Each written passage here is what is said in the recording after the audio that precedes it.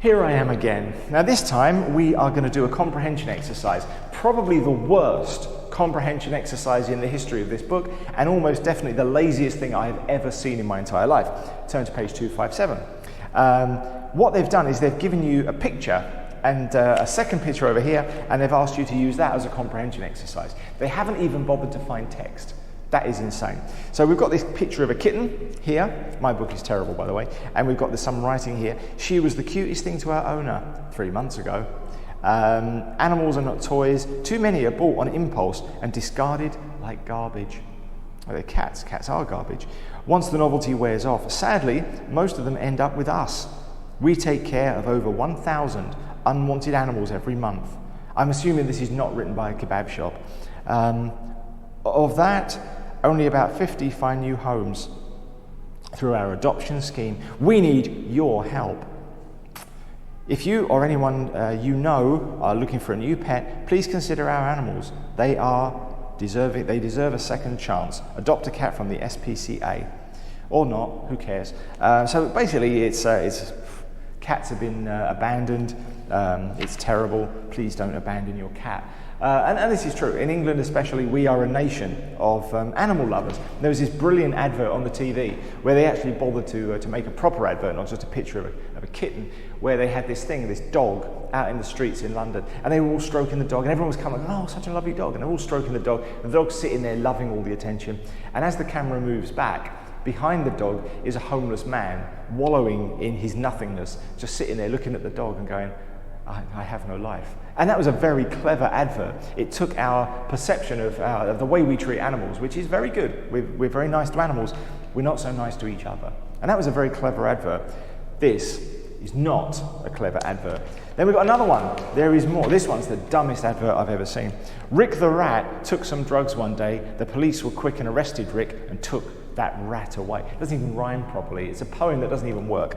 Who wrote it? Oh, the police. Of course they did, because the police are always the best poets.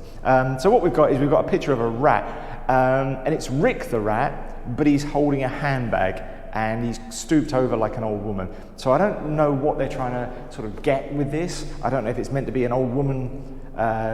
Maybe it's Rick the rat's grandmother, and she's there to try and give him some more drugs. I don't know what this is meant to be. But again, emotive language, emotive ideas, they're using this to suggest that if you take drugs, you're a rat. And again, this makes no sense because a rat in England, which is where I presume this comes from, a rat is somebody that informs on other people. It's not someone that takes drugs. We don't call a drug user a rat. We just don't. So this makes no sense. It shows just how disconnected this person is from reality of the situation. I do understand that drugs are bad. I don't want anyone taking drugs, but realistically some people do. I think if the evidence, the logic of the situation suggests that if you want to take drugs, you should be allowed to, and you should know the consequences. So the right way to deal with the drug problem, the drug situation, is inform everybody in school. This is what drugs do, and then you make your own mind up. In the countries where they've done that, because in America they had the war on drugs and they lost. The drugs destroyed their country. Inner cities were full of drugs. It became a massive, massive issue. The American government, with the best weapons in the world, lost the war on drugs.